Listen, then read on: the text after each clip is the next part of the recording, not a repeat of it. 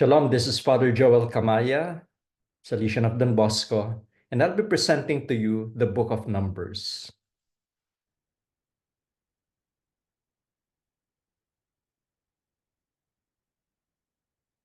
So the Book of Numbers is entitled such because it describes the census in chapter 1. In Greek, it is called arithmoi, and in Hebrew, it is called Bamidbar. The one of Greek, arithmoi, speaks something about the numbers. You know the words arithmetic, and it's related to this. While Bamidbar somehow describes the setting of the book of Numbers, and that is in the desert.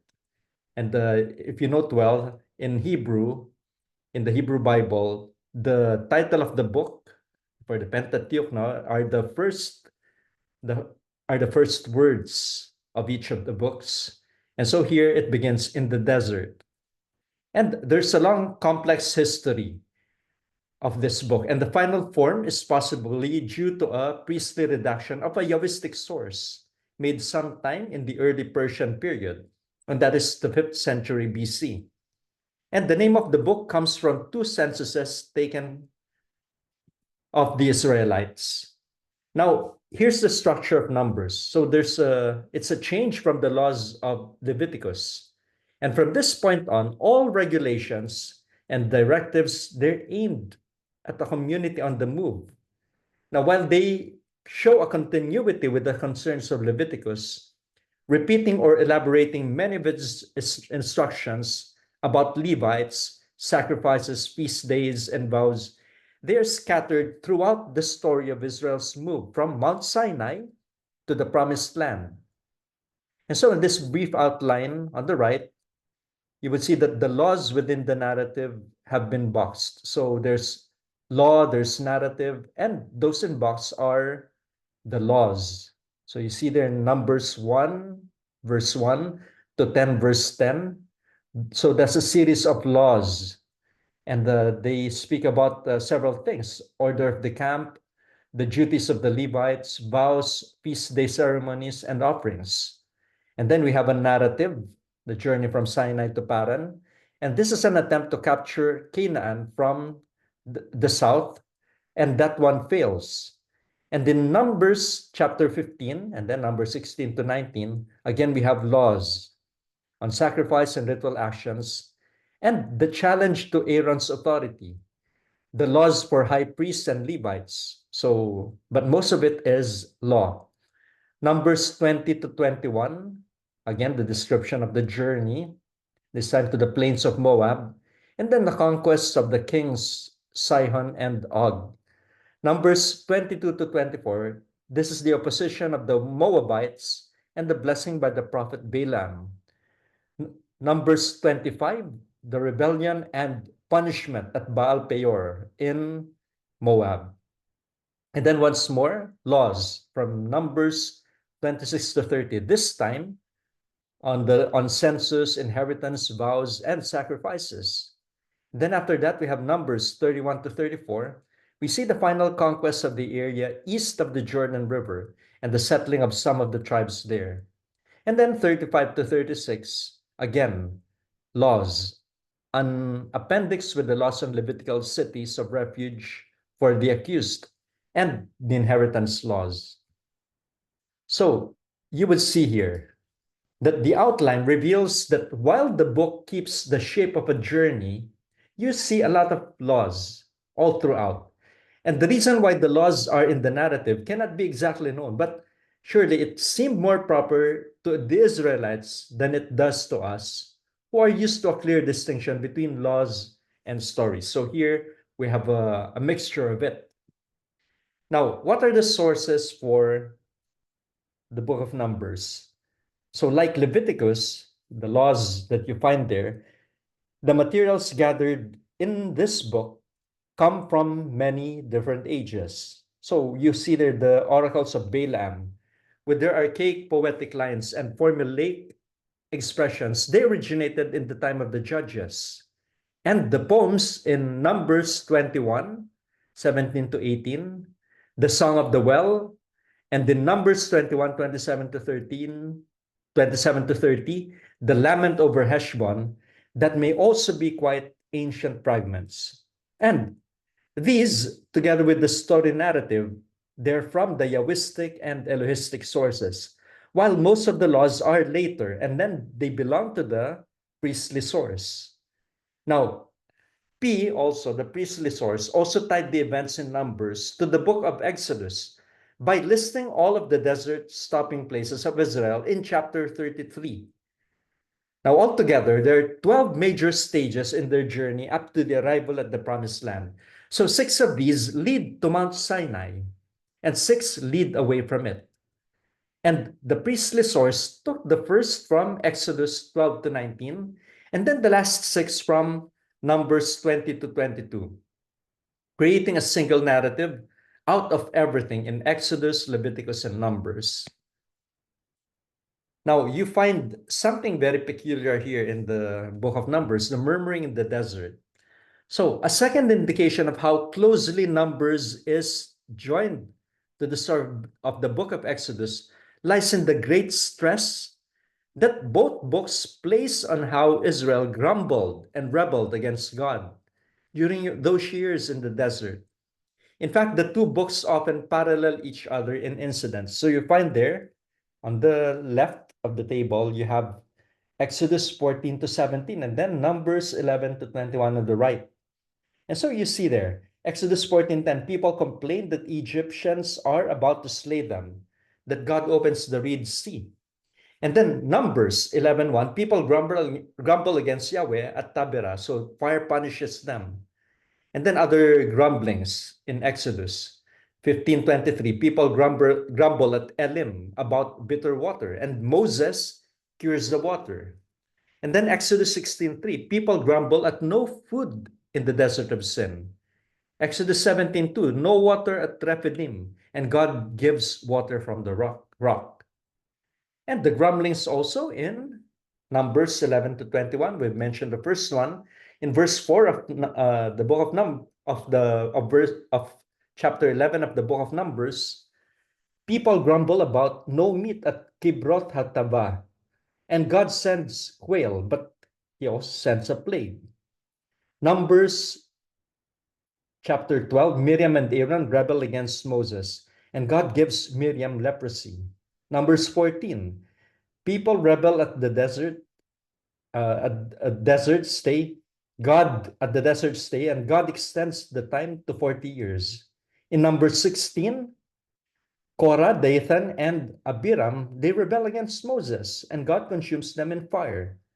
Numbers chapter 20, people grumble about the lack of water, and Moses strikes water from the rock.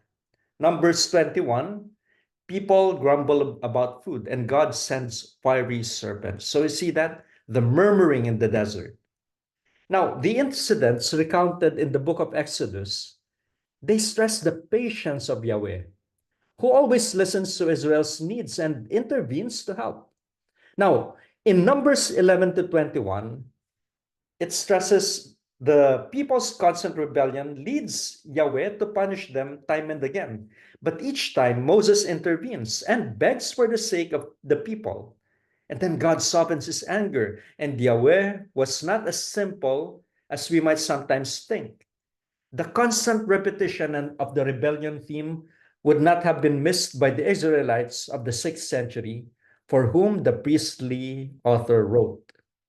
Now, they could look back on the centuries of injustice, disobedience, and false worship, on the condemnations of the prophets and the failures of the king, and know that the loss of their freedom and land in exile had been richly deserved.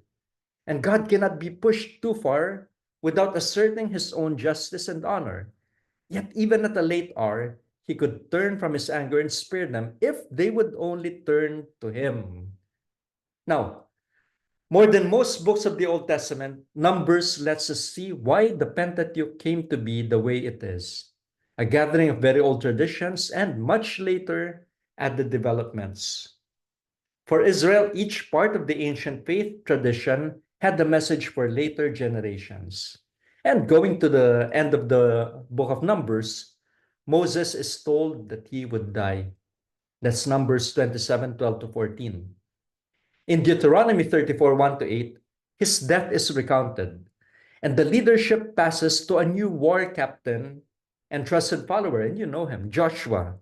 And the new chapter is about to begin for Israel. What is that? The conquest of the land. Now, what is the style here of this book? It's not among the literary high points of the Old Testament, meaning the language that it has now, it's not very literary. This assessment is certainly true from the perspective of modern literary tastes. And nothing we know would lead us to expect that ancient tastes were any different.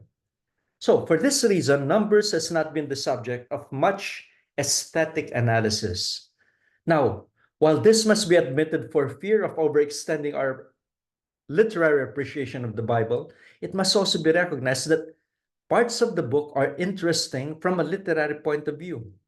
So the reader should note that the narrative sections of the book, especially the story of Balaam in chapters 22 to 24, they are as artistically pleasing as the stories found in such well-studied books as Genesis and Samuel. And these narratives are amenable to the same kind of analysis as other prose stories of the Old Testament. Now, this book narrates an important transition in the history of redemption. So, it records the death of the first wilderness generation, and that's the subject of the first 25 chapters. And its replacement by the second generation, Numbers 26 to 36. So note that they went out of Egypt, but it has been years. In fact, the total would be 40 years. So that generation that came out of Egypt, now, little by little, now it has died. And now there's a new generation, those who were born in the desert. And the story of the first part of the book is therefore a story of sin and judgment for that old generation. And lay and priestly leaders rebel against Moses, God's appointed leader. And the people are constantly grumbled against God's provision in the wilderness. Look at Numbers chapter 11. It is the spy story recorded in Numbers 13 to 14 that triggers God's judgment. However, with the result that the first generation was doomed to die in the wilderness, and then they were not able to see the promised land. Only two spies, Caleb and Joshua, who believed that God was able to bring them into the land, they were exempted from this judgment. You can find that in Numbers 26 to 35. Nonetheless, God continued to provide for the Israelites in the wilderness, though they continued to rebel and complain. Now, even Moses, according to an enigmatic passage, look at Numbers 20, verses 1 to 13. He was displeased, or he displeased the Lord and was not permitted to enter the promised land. A question that we always ask, why wasn't Moses allowed to enter the promised land? And then the narrative continues. God continued to treat the Israelites as a special people. And that's highlighted in the Balaam narrative, Numbers 22 to 24. So Balaam is a non-Israelite prophet. Now, we know that this through extra biblical texts, that there are prophets also outside Israel from in other nations. And Balaam, okay, that non-Israelite prophet is called in by Balak, the king of Moab, to curse the Israelites as they come near his land. Now, Balaam, though, he blesses Israel. Why? God intervened. And even with all this divine care and concern, Israel continues to turn against their God. And the section ends with God's people turning against the Lord by worshiping a local manifestation of the god Baal.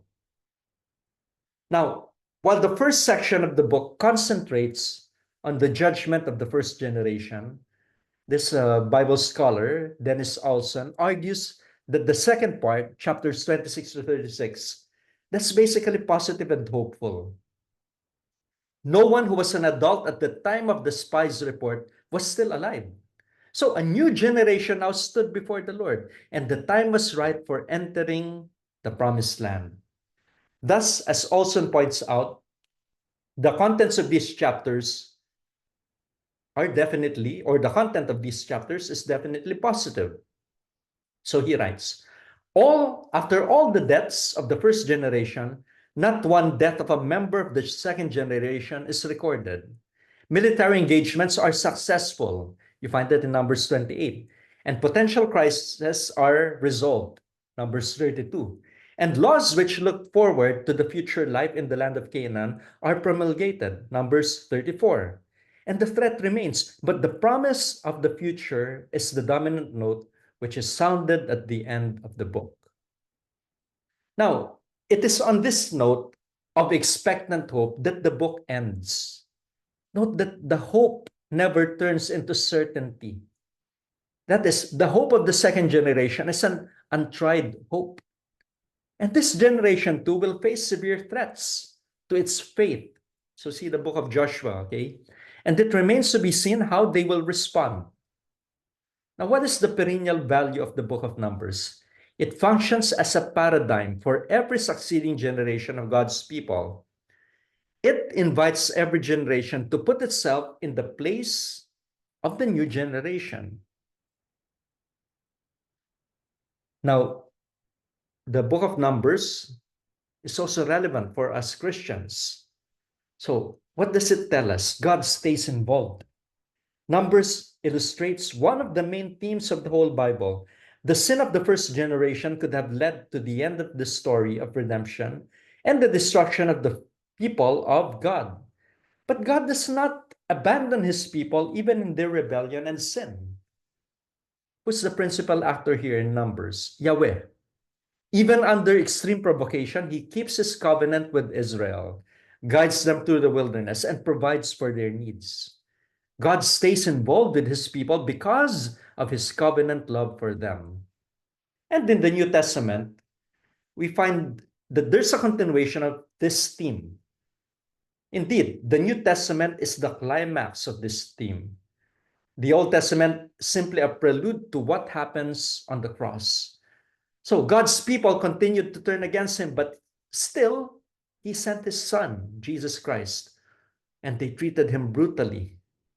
Nonetheless, God did not abandon his people, but provided hope for them in the salvation offered by Jesus Christ.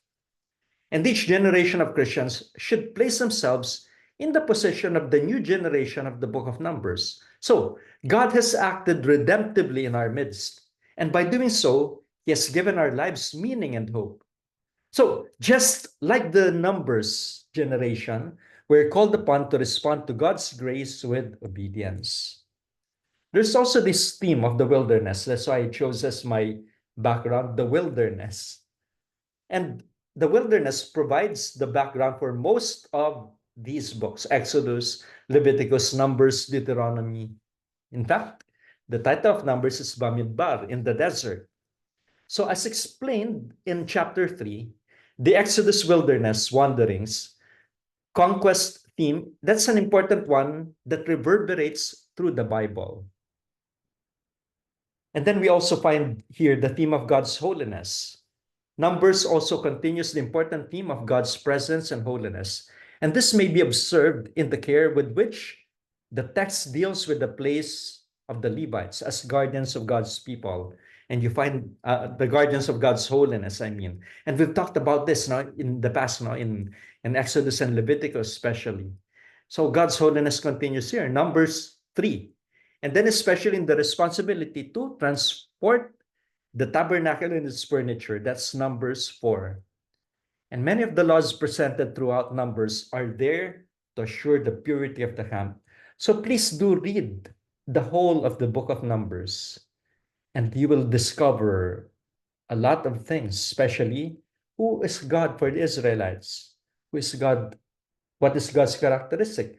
And that's also how we see God, or one of the many ways that we could see God, especially in that the book of Numbers is connected also to the New Testament, to Jesus.